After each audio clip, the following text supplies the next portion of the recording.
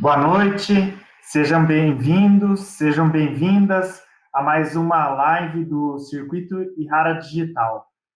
Hoje a gente vai falar aqui sobre as tendências do mercado de cana.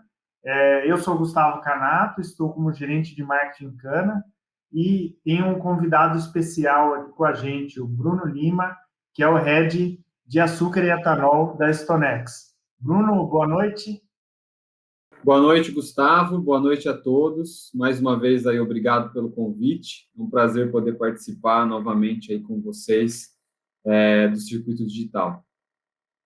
E nós, essa noite, né, Bruno, temos aí o desafio de trazer bastante informação para esse público. E será que estamos a caminho da maior quebra da história aí no segmento de cana, né? E todo mundo torcendo para a chuva, essa seca. A seca já atingiu outras culturas também. Vai ter o mesmo impacto aí para a cultura da cana, né? Então a gente vai estar falando isso aqui nessa noite. Não esqueçam de mandar pelo chat as perguntas, né? E a gente vai ter um tempo para responder algumas perguntas e entrar dentro desse assunto bastante importante. Então, Bruno, eu queria começar com você aqui. De fato, nós teremos a maior quebra da história no setor esse ano? Pois é, Gustavo, essa acho que é a pergunta mais hoje para o mercado de açúcar e etanol, né, para o mercado do setor de cana, é a pergunta que todo mundo se faz, é a pergunta do milhão aí, realmente para definir o que tende a ser daqui para frente. Né? E um pouco da nossa visão é que nesse momento, né, com os dados que nós temos, com as informações que a gente tem, a gente não acredita que será a maior seca da história. Né? De fato, a gente teve um período aí do ano passado bastante seco. Né? Eu trouxe até alguns dados aqui para mostrar para vocês. Realmente, as chuvas o ano passado elas foram muito fracas. Né? A gente tem aí um número para o Centro-Sul, né, para os estados do Centro-Sul, ponderado pelo volume de cana, as chuvas foram em torno de 26% abaixo da média histórica de 10 anos. Então, de fato, foi a maior seca da história. Né? E para piorar um pouco esse cenário, né, para o cenário aí da cana, março, que era o último, que normalmente é o último mês aí de chuvas, havia uma expectativa inicial de que elas viriam. Né? A gente pode ver aqui nas marcações vermelhas, essas marcaçõezinhas aqui, essas eram as previsões que se tinha de chuvas para as várias regiões no início do mês. Né? E as barras azuis aqui são as chuvas de fato realizadas, né, na primeira e na segunda quinzena de março. Então, não só elas foram muito abaixo das expectativas, como também elas ficaram abaixo da média histórica. A gente tem uma diferença, né, para algumas regiões. Então, por exemplo, a região de Ribeirão Preto teve uma entre-safra com chuvas razoáveis, né, próximas da média, diferente, por exemplo, da região de Rio Preto, em que as chuvas ficaram um pouco abaixo da média. Outras regiões também, como Goiás, né, o sul de Goiás, teve chuvas acima da média também na entre-safra, enquanto o Triângulo Mineiro foi uma região mais seca também. Mas, no geral, de fato, as chuvas foram pequenas, né, foram muito baixas, e isso deve, sim, ocasionar um impacto na disponibilidade de cana e na produtividade agrícola. A gente, até para contextualizar um pouco, né, a gente aqui na Stonex faz uma revisão bimestral dos nossos números. Então, a última revisão a gente divulgou no início de março, né, a próxima agora a gente vai revisar para o final de maio. Então, de certa forma, os números estão até um pouco defasados, porque quando nós fizemos essa última estimativa, que foi o início de março, a gente contava com as chuvas de março, né, as próprias usinas, ali entre fim de fevereiro e início de março, quando a gente fez a rodada de consultas, não esperavam uma queda tão expressiva. Então, naquele momento, a gente viu uma queda, né, mas uma queda pequena, aí na casa de 3% do volume de cana, e 3,5% do volume, no volume de ATR, ou seja, não chegava a 7% o volume de ATR total, né, de cana e de ATR. Os dados que nós temos até abril, ou seja, do primeiro mês da safra, a defasagem em relação ao mesmo período do ano passado, ela já ultrapassa os 25%. Então, a moagem de cana está 25% abaixo do mesmo período do ano passado. É fato que é um mês só, né, apenas, ou seja, é um período bem curto, mas ele já começa a mostrar um pouco do que pode vir a ser o resultado aí no final da safra, porém com a TR, com a TR que não é tão baixo em relação ao ano passado, ou seja, o ATR está vindo só 1,7% abaixo, que é justamente o resultado da seca, ou seja, a seca está proporcionando uma concentração maior de açúcar na cana e, consequentemente,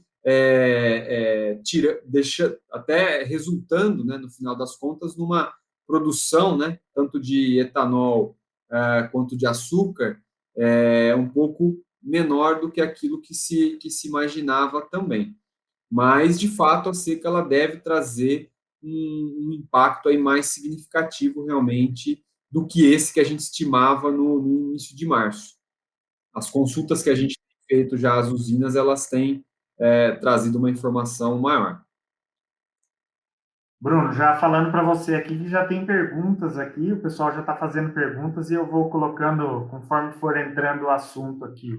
Perfeito. Você mostrando aí esses impactos da seca, né? Eu queria lembrar que a gente teve, o pessoal que tem um pouquinho mais de tempo de cana, né? A gente teve safras memoráveis aí em relação à seca. A mais próxima que a gente lembra aí é a safra 11/12, que a gente teve um impacto grande na quebra, né? Vamos Sim. falar, a gente está pensando em seca agora, mas a gente teve quebras aí. A safra Isso. 11/12 a gente teve um impacto grande. Vai ser nesse mesmo nível que a gente vai ter esse ano? Uhum. Justamente um dos pontos que nós temos olhado, né, para poder avaliar o impacto dessa seca é justamente o histórico. Não só o histórico do que aconteceu, mas como que o canavial, como que o canavial estava naqueles momentos, né, a área plantada.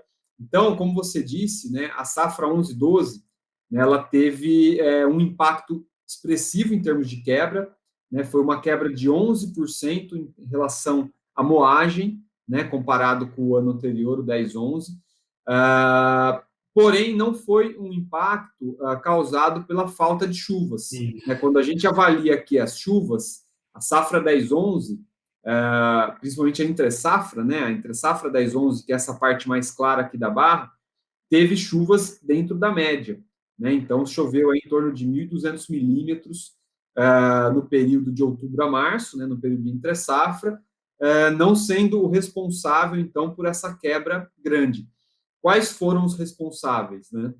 Nessa safra, primeira coisa, a gente tinha uma idade do canavial elevada, então, na 11/12 em específico, o canavial ele estava com uma média de 3,5 cortes, é uma das idades mais velhas que nós tínhamos, então era um canavial um pouco mais sofrido já.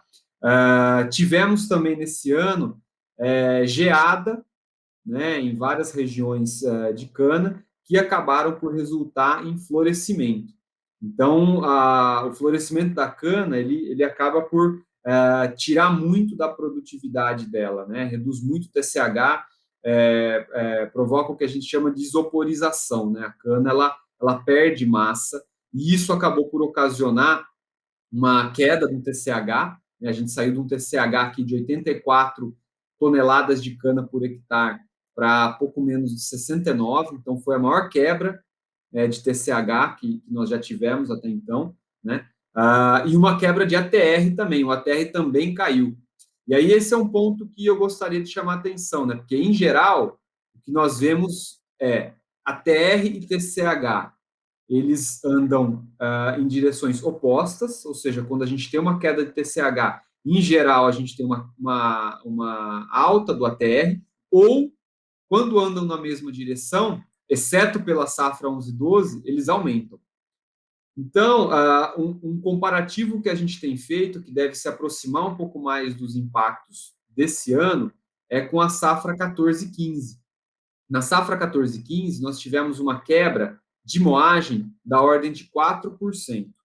E sim, naquele ano, foi a falta de chuvas que ocasionou a quebra. Né? Quando a gente volta aqui para as chuvas, né, na safra que antecedeu a 13/14, as chuvas da entre-safra não chegaram a 800 milímetros, então ficaram abaixo aqui da média histórica. E esse ano, na verdade, as chuvas de entre-safra, né, numa média ponderada da região Centro-Sul, superaram, na verdade, os 800 milímetros. Sim, ficaram abaixo, no geral, da média histórica, mas muito em função das chuvas menores no período de safra. Então, o que a gente está, né, como a gente vai divulgar a nossa nova estimativa oficial mais para o final do mês, no momento a gente trabalha com cenários. Então, quais são os 3 cenários que a gente está trabalhando? Até vou passar aqui para o próximo, com a tabela fica um pouco mais claro.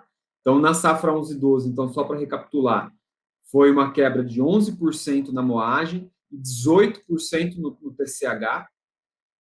Na safra 14/15, uma quebra de 4% na moagem e 7% no TCH. Então, os cenários que nós estamos colocando, né, um cenário otimista, que seria um cenário em que só há uma quebra de 4,5% na moagem e uma quebra de TCH de 3,6%, ou seja, uma moagem de 578. Um cenário pessimista, né, que seria um cenário de quebra da ordem de 10% da moagem e quase 10% do TCH. E um cenário intermediário, que hoje é o cenário que talvez pareça o mais provável para nós, que seria um cenário de quebra aí da ordem de 6%, né, de cana, porém uma quebra de pouco mais de 5% no TCH. Bruno, então deixa eu aproveitar e colocar aqui, a gente tem acompanhado vários levantamentos aí de mercado, tem uma variação desde 530 milhões de toneladas até 630, né? Uma amplitude bastante grande, né? E vocês estão trabalhando com um cenário intermediário ali, por volta de 4 a 5% de quebra. Exato. E isso daí dá para perceber, então, que por mais que a gente tenha um impacto de clima, a gente não vai ter uma mesma magnitude de quebra na produção, né? Exato, acho que esse é um grande ponto para a gente discutir, na verdade, tem sido uma das teses que a gente tem colocado aí para o mercado, né? O fato de a gente estar trabalhando hoje com um cenário de quebra intermediária advém também do fato de o canavial estar mais novo, né? Então, nos últimos anos, a gente vê uma queda bastante significativa na idade do canavial, né? Então, esse é um ponto. A gente estima aí uma idade do canavial em torno de 3,3 cortes, que é uma queda em relação ao ano passado, de 3,5, né? E a grande discussão é justamente como que fica o açúcar, né? Qual que é a produção de açúcar que a gente espera, né? Ou que pode se resultar, né, para ser mais exato, dessa quebra. Então, eu montei aqui uma matriz em que a gente varia o volume de cana, né, e varia o mix, né, ou seja, o quanto dessa cana vai para o açúcar e para o etanol.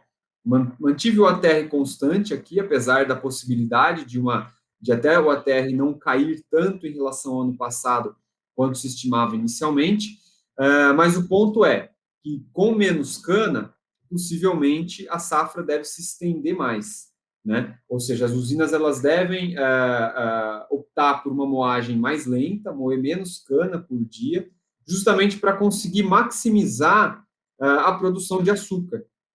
Então, pensando no cenário intermediário, né, que eu comentei aqui, dos 568 milhões de toneladas, a produção variaria entre 35 e 35,8 milhões de toneladas, contra o nosso cenário base, né, que é o cenário da projeção de março, de 36,1.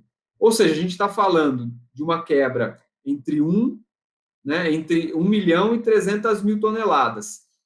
Por que é essa variação? Porque justamente num cenário em que a menor quantidade de cana deve fazer com que as usinas moam com mais tempo, né, mais devagar, deve aumentar o mix de açúcar, ou seja, deve aumentar o quanto dessa cana vai para a produção de açúcar. Então, num cenário em que a gente tem um ponto percentual a mais de mix em relação ao nosso cenário base, a gente está falando aqui de uma quebra de 300 mil toneladas. Se houver, além disso, um aumento de 1 quilo de ETR, em relação também ao nosso cenário base de 139,7, a gente está falando de mais 250 mil toneladas de açúcar, ou seja, praticamente se equipara o volume de açúcar com relação àquele que a gente estimava inicialmente, né? Ainda que haja uma quebra da produção, da moagem de cana e do TCH.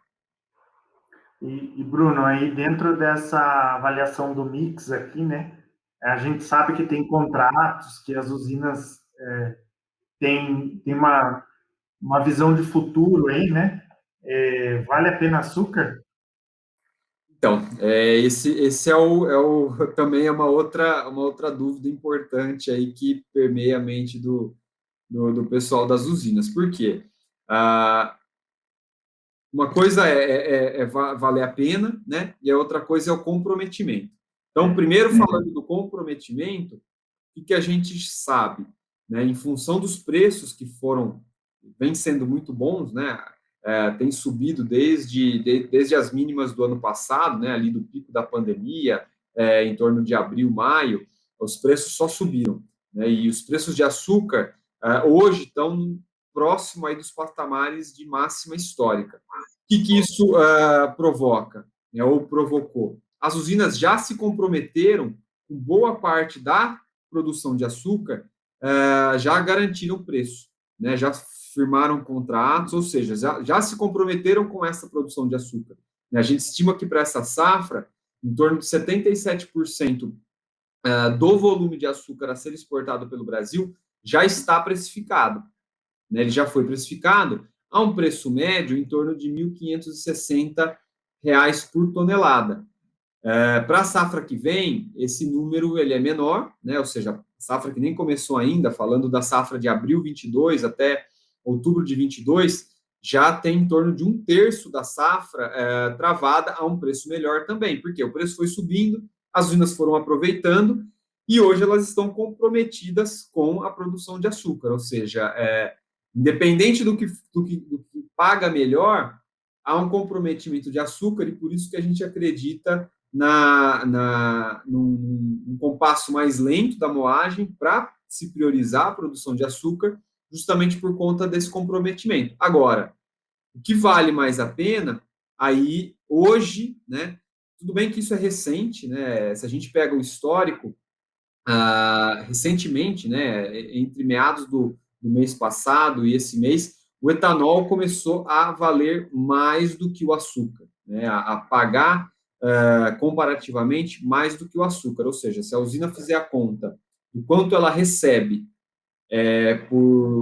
ao vender o etanol e o açúcar, hoje o etanol ele está levemente acima do açúcar. É claro que não é uma realidade que vem de trás, mas sim, hoje a gente tem o açúcar, o etanol, depende do tipo, né, e depende do tipo do açúcar, mas valendo um pouco mais. Se a gente pega aqui só o açúcar VHP contra o etanol hidratado, que tem ainda uma defasagem de 3%, mas que é muito pequena em relação ao histórico, que já foi.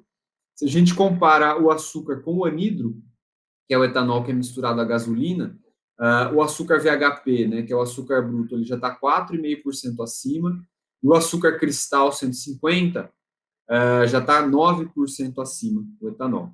Então, de fato, o etanol subiu aí de maneira muito forte e ultrapassou o açúcar em termos de compensação agora nesse momento. Há muito tempo a gente não vê isso, pelo menos desde a gente puxou os históricos aqui junto, né, Bruno? Desde 2018 que não acontece isso, né? Exato, E exatamente. chegou uma pergunta aqui já que vai num ponto da quebra, né? Que né, a gente falou da seca, impacto na produção, né? Aham. O Túlio Carminati, ver se eu falei certinho aqui. Tem uma dúvida, né? Esse cenário de estiagem pode afetar na pressão do ataque de pragas ou influenciar na defesa da planta. Aí eu vou levar um pouquinho mais, trazer mais um assunto aqui, né? Claro que vai ter impacto, mas imagina esse investimento. Lembra que você fez um comparativo da safra 14-15 com essa agora, né? Qual que é a diferença da 14-15 para a safra 11-12 lá? A gente tem um canavial mais novo, né? Então, esse Exato. canavial mais novo, com mais investimento. Imagina se a gente entrasse essa safra de seca sem investimento, sem ter um canavial mais novo, né? Então, qual que é o impacto dessa seca aí, principalmente nos investimentos no campo, Bruno? Eu vou colocar para você, depois eu entro também nessa parte Claro. do manejo, né? O que a gente pode ver, né, é que realmente os últimos anos foram anos bons de preço. Então, se a gente pegar aqui um histórico, né, rapidamente do preço do açúcar, a gente vê que, principalmente o ano passado, que é essa linha amarela, ele ficou praticamente todo o ano sobre essa sombra azul, que é a máxima dos últimos 5 anos. Então, na verdade, o ano passado ele formou a máxima dos últimos 5 anos, do ponto de vista do açúcar, e para esse ano a gente já está muito acima, né? Se a gente pensar que a gente começou a safra passada com preços de açúcar na casa de R$ 1.200 a tonelada, a gente está hoje na casa de R$ 2.000 a tonelada. Então, o histórico de preços bons, né? Ora para o açúcar, ora para o etanol, principalmente nos últimos 2, 3 anos, ele possibilitou um aumento, né, um maior investimento nos canaviais, seja nos.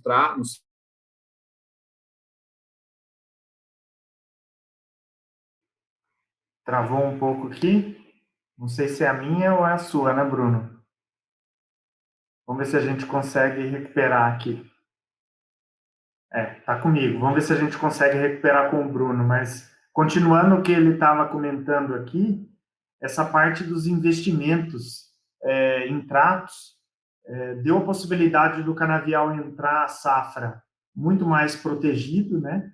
E com um potencial produtivo maior, o que dá a possibilidade dele superar mais essa diversidade de clima. Então, entrando um pouco aqui para a sua pergunta, Túlio, você colocou aqui, esse cenário vai afetar a pressão do ataque de praga? Sim. Aí, cada tipo de praga logo quando você tiver a umidade retornada aqui, voltou as chuvas, você pode ter uma pressão maior de algumas pragas, e no caso da planta, a planta vai estar com a defesa dela afetada. Mas essas plantas que tiveram em um investimento principalmente no plantio, com o uso de inseticidas, nematicidas, e aí com os herbicidas com baixa competição ali inicial, a cana sai com uma força maior. Então, ela tendo esse vigor maior, ela vai conseguir vai conseguir superar esse tempo aí de forma mais vigorosa. Então, aqui também, dentro do que o Bruno estava tratando aqui, vamos ver se a gente consegue recuperar o contato com ele aqui.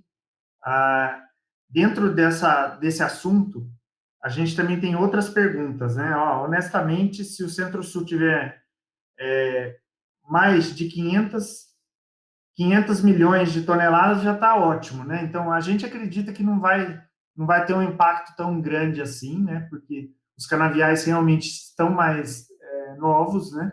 Vão suportar mais esse período seco. Pode retornar para a gente naquela parte que você falou ali dos impactos. Eu cheguei a comentar na sua ausência aqui que um investimento maior em nematicidas, inseticidas, herbicidas no plantio e até na soca dá uma possibilidade da cana entrar um pouco mais forte, né? E com potencial produtivo maior. A gente vai ter impacto na produtividade? Vai. vai ter impacto ali na sanidade da planta, e algumas pragas em relação com a volta da chuva, a gente vai ter uma retomada mais forte de algumas pragas. E também precisa dessa chuva inicial aí para a cana dar aquela recuperada. A gente entra para um período de seca agora que tem os tratamentos fortes de herbicidas de época de seca, na soca principalmente, né? Mas que vão dar a possibilidade da cana depois recuperar lá na frente. Mas pode retomar, Bruno. Isso, não, o que você está dizendo, acho que tem todo sentido e se encaixa com o que eu estava dizendo também, porque justamente foi esse trato, né, e esses investimentos que ocorreram nos últimos anos que acabaram por possibilitar melhorar, vamos dizer assim, a cana que vai ser colhida ao longo desse ano e, consequentemente, amenizar parte dos efeitos da seca, né, sobre o canavial. Né? Afinal, se não fossem esses investimentos, certamente a resposta para a sua primeira pergunta, né, se a quebra seria a maior da história, muito provavelmente eu diria que sim. Né? Então, o que nós vimos foi realmente uma queda bastante abrupta da idade, principalmente, né? E dos tratos nos últimos anos. Para vocês terem ideia, né? O ano de 18, 19, a idade do canavial ela estava em torno de 3,7. Parece pequena, né, essa diferença de 3,7 para 3,3, mas 3,7 é o ponto superior do intervalo, é uma dos canaviais mais velhos que a gente já teve, e o 3,3 que a gente estima para esse ano está no limite inferior, ou seja, é um dos canaviais mais novos. Então, sem dúvida, isso está neutralizando, deve neutralizar, né, parte do efeito da seca. A certeza é que, sim, a quebra ela vai ocorrer. Né? Acho que não há... A única certeza que a gente tem hoje é dizer que é praticamente impossível que a gente moa mais, né, ou igual à quantidade que a gente moeu o ano passado. Mas o impacto, que é realmente o ponto que a gente está discutindo, sobretudo porque isso é o que reflete nos preços, né? O que nós estamos vendo nos últimos, principalmente no último mês e meio, foi realmente um impacto muito agressivo nos preços, né, de alta, em função dessas expectativas de quebra.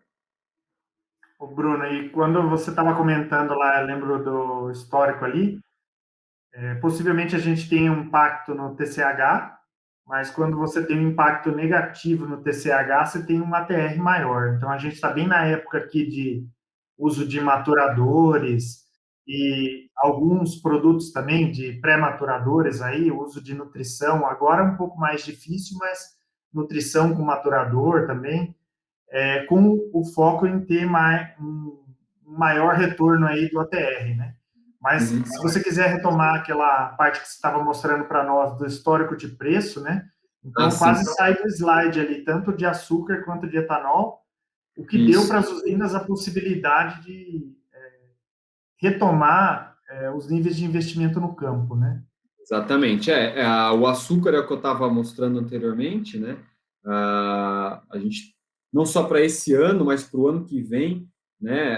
O fato de a gente estar as usinas estarem aproveitando a fixação de preço é uma garantia de receita futura, né? Porque os preços nos níveis que eles estão, se a gente comparar com o custo de produção, sendo bem agressivo até, né? Com bastante espaço para errar, o custo de produção na casa de R$ 1.100 a R$ 1.200 por tonelada, isso até das usinas menos com menor produtividade, né, menos eficientes. A gente está com preço de R$ 2.000 a tonelada. Então, você está falando aí de 70% a mais, né, 60% a mais, dependendo do caso, de margem bruta. Isso para o açúcar. Para o etanol, que aí acho que esse é o ponto de equilíbrio um pouco das coisas, porque se por um lado as usinas já estão comprometidas com a produção de açúcar, por já estarem, se elas estão forçando a produção de açúcar por já estarem comprometidas com a venda do açúcar. Quem vai acabar sofrendo, vamos dizer assim, essa quebra é o etanol. Sofrendo no sentido de que o impacto na produção, né, a quebra da cana, ela deve se concentrar muito mais no etanol, ou seja, a produção de etanol deve ser menor do que o ano passado, obviamente, né? Mas a gente fala aí talvez de quase da possibilidade, na verdade, de ter uma produção de etanol até 8% menor do que o ano passado. Consequentemente, o que isso já está ocasionando? Uma alta de preços absurda, né? Então, se até eu trouxe um gráfico aqui para mostrar como está se comportando, por exemplo, o preço do etanol hidratado na usina. Hoje, a usina está negociando o etanol hidratado em torno de R$ 3,70 o litro. Não é no posto isso, é na usina. O ano passado, nessa mesma época, o preço estava na casa de 1,70 e alguma coisa, quase 1,80. Então, a gente está falando de mais de 100% acima. Por quê? De fato, o consumo tem recuperado, né? Até porque, se a gente considerar consumo ano contra ano, a gente está começando a comparar, né? Comparamos março e vamos comparar abril, assim que saírem os dados, com março e abril do ano passado, que foram os piores meses da pandemia, né? Então, deve haver um aumento do consumo, a gente estima um aumento do consumo de combustíveis para esse ano de 7,7%.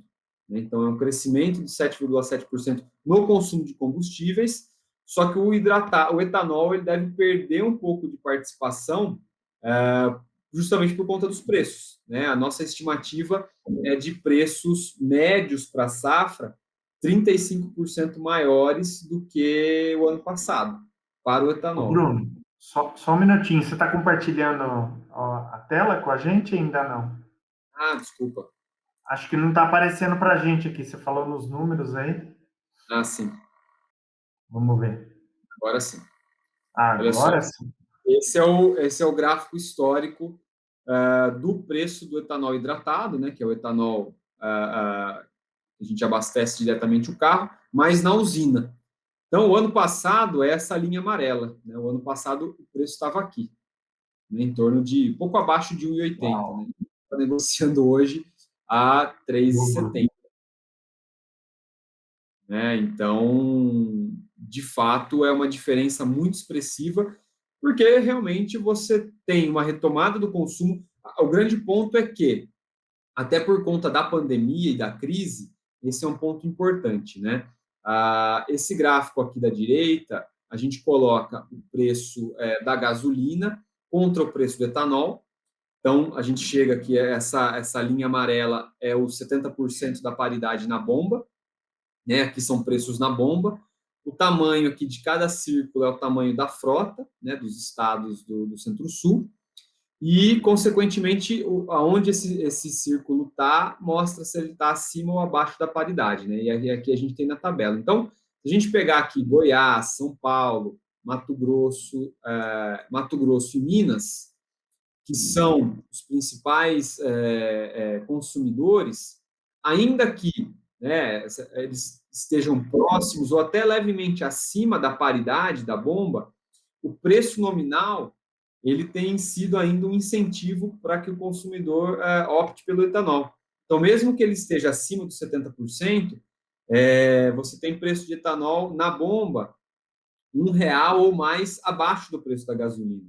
Então, o cenário de pandemia, de crise, que obviamente teve perda de renda, perda de emprego, ele ainda acaba por incentivar o consumidor a abastecer com etanol na bomba, mesmo ele estando levemente acima do que seria a paridade aí com a paridade energética com a gasolina. Então, consequentemente, esse consumo acelerado ele tem influenciado o aumento dos preços, o atraso da safra, né, que eu mostrei lá inicialmente, também contribui, porque ainda a produção não engatou, né, as usinas ainda começaram, no geral, aí, a menos de 20 dias a safra, então a produção ela ainda está entrando no mercado, consequentemente ocasionando uma alta de preços dessa magnitude. Claro, a gente não estima que os preços fiquem nesse patamar ao longo do ano todo, né? Eles devem recuar um pouco aqui, mas sem dúvida uma curva muito acima dos anos passados, né? Como eu falei, a expectativa é de pelo menos 35% a mais, né, mais caro o preço do etanol em relação à média do ano passado. Tá. E, Bruno, chegaram algumas outras perguntas aqui também, né? Eu vou. E aí, voltando lá para a produção, né? A gente vê uma mudança, principalmente no estado de São Paulo, aqui, da entrada da soja junto com a cana, né? A soja também com esses preços históricos aí bastante Sim. interessantes, né? Tem uma pergunta aqui desse. A gente vai ter uma mudança aí também, no caso aqui é do Carlos Carvalho, né? Qual o impacto dessa safra aqui, né? Principalmente sobre as áreas destinadas a grãos, né? Você tem vários clientes que plantam também, e a gente vê o movimento nas usinas de abrir áreas, geralmente não tinha uma área na usina para cuidar da soja, né? O amendoim que ficava no meio da soja sempre foi tocado por outras pessoas, né? Foi conduzido por outros produtores, né? E agora você vê essa mudança aí nos arrendamentos e vê esse movimento da soja como um todo. Você tem algum ponto aí, principalmente, você também acompanha no caso, a soja, e a soja está crescendo muito no meio da cana, né? Tem algum ponto para Uhum. você contribuir aqui com a pergunta do Carlos? De fato, esse tem sido um ponto relativamente novo, né, que a gente de fato tem notado. Inclusive, a gente tem começado a trabalhar, né, nosso foco sempre foi da equipe, né, a Stonex, ela trabalha com várias frentes, várias commodities, né, e aí uma delas é o açúcar e etanol, e aí a gente tem uma frente exclusiva para a soja, né, e aí o que a gente está começando a fazer é justamente unir as frentes, porque realmente tem havido um aumento de área, né, em alguns casos já tem havido, inclusive, a discussão do preço do arrendamento baseado no produto que pagar mais. Então, se você quer plantar cana na minha área, pode plantar, desde que você me pague o equivalente ao arrendamento se for soja, né? Ou vice-versa. A questão também é que esse ano o arrendamento, né, o pão secana, ele deve ser também muito alto em função dos preços do produto que compõe o preço ali que vai precificar a cana. Mas realmente tem havido maior interesse, as usinas têm realmente utilizado como cultura aí de meio a soja. A gente ainda não vê uma redução da área de cana, né, pela soja em si, né, tanto que lá no início eu mostrei a expectativa diária para a cana para o Centro-Sul, ela praticamente se mantém, a gente fala em torno de 7,7 a 7,8 milhões de hectares, mas a soja tem realmente aumentado a relevância no dia a dia da usina. Tá, e Bruno, para a gente chegar numa resposta mais direta aí, né? Então, eu gostaria do seu direcionamento para nós. Estamos a caminho, então, da maior quebra da história? Bom, para ser direto e categórico, hoje a gente acredita que não. Sem dúvida vai ser uma quebra importante, né? Deve ser uma quebra relevante, e isso já tem sido refletido nos preços, né? O mercado já antecipa essa visão. A gente vê as usinas, né, principalmente a área agrícola das usinas, bastante preocupada, né? Esse início de safra, apesar de ele ser bem incipiente, já demonstra, né, que a cana, sobretudo, e até um ponto interessante, né, a gente tem visto com alguns clientes, inclusive canas novas de primeiro, de segundo corte, vindo com uma quebra importante de TCH, né? Então, não dá para a gente descartar de maneira alguma a quebra. Fato é, o que a gente, na verdade, um pouco da nossa tese nesse momento é que o timing ele ainda é bastante recente. Cravar cravar hoje que a gente vai ter quebras aí muito significativas, né, até catastróficas. Essa semana eu ouvi alguém falando de 500 milhões de toneladas, né? Então, a gente está falando de 605 do ano passado para eventual 500 milhões de toneladas, ou seja, é algo catastrófico. Bater o martelo nisso agora, a gente acha que é prematuro, né? Afinal, ainda que pouco, mas junho já marca um pouco de chuvas também. Enfim, todo mundo torcendo por chuvas, né? Porque aí a falta de chuvas não vai impactar só as culturas, vai impactar o preço de energia, né? Eu estava lendo hoje um artigo justamente falando sobre isso, do como, se não fosse a crise, né, sem dúvida a gente já estaria próximo ou já em racionamento de energia, porque de fato a chuva foi muito escassa, né? Então, é um impacto importante. Mas, nesse momento, a gente ainda não cravaria o martelo de que vai ser uma quebra, vai ser a maior quebra da história.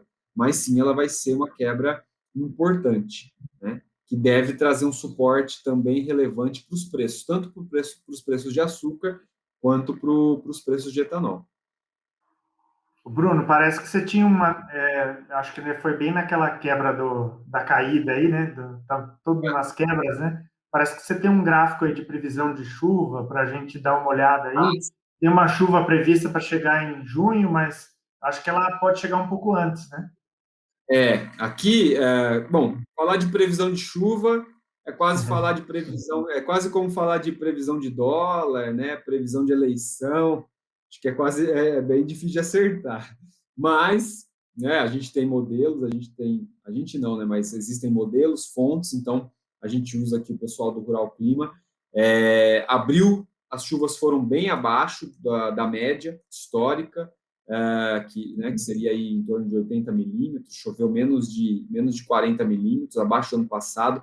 Maio, as previsões, por enquanto, até o final do mês, são de chuvas próximas ao que nós tivemos em abril, mas ainda abaixo da média histórica. E aí, junho, quando a gente olha principalmente para junho aqui nos mapas, os mapas eles nos mostram o verdinho são chuvas acima da média, né? Então, vamos fazer aqui mais ou menos onde eu estou circulando aqui, onde tem cana. Então, a gente pode falar que o centro-oeste de São Paulo, o norte aqui do Paraná e o Mato Grosso do Sul deve ter chuvas um pouco mais acima da média, né? O que pode ajudar. Goiás, mais seco, mas, se vocês se lembrarem, Goiás foi uma região que teve um pouco mais de chuvas no período de entre-safra. O Triângulo, aí sim, sofre um pouco mais, porque chuvas dentro da média, né? Em junho não é mês de chuva, então é chuva baixa. Julho também, né? Se a gente pega julho aqui, a gente tem chuvas na média ou abaixo para as principais regiões, mas talvez junho aí tenha alguma esperança de chuvas para ajudar um pouco mais aí a equilibrar esse efeito da seca nos canaviais. É, colaborando um pouco, Bruno, e as usinas agora, no formato que a gente está acompanhando aí, né? Com o investimento mantido, fazendo aí os tratos no timing, a gente teve, vamos falar assim, né, nesse período, uma organização das operações aí, o pessoal está conseguindo levar o canavial assim, muito bem no campo, né? Então a gente está vendo manejos muito bons, tanto das usinas quanto dos fornecedores, né? Dos produtores de cana, e a gente vê uma preocupação maior em levar o campo mais organizado, né?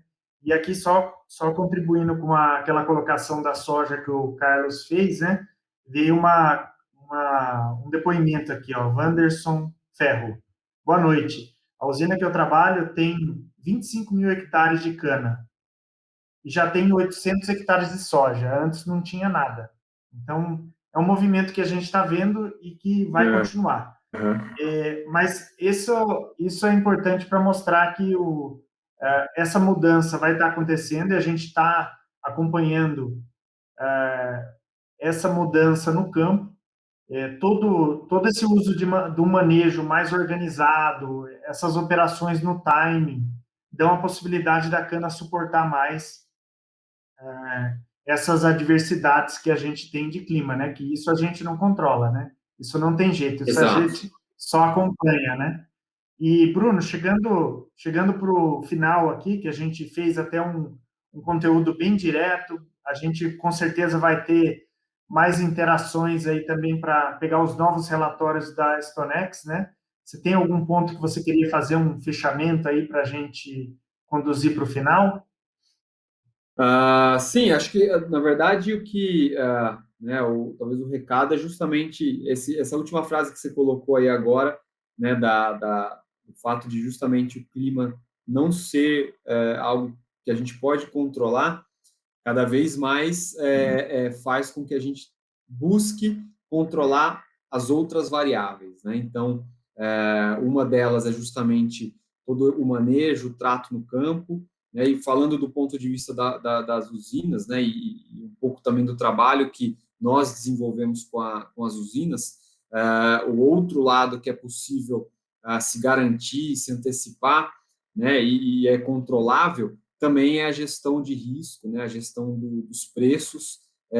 Então, acho que cada vez mais, né, os mercados eles têm ficado extremamente voláteis. Né, a gente viu ao longo desse ano, né, o milho como subiu, a soja, minério de ferro, petróleo.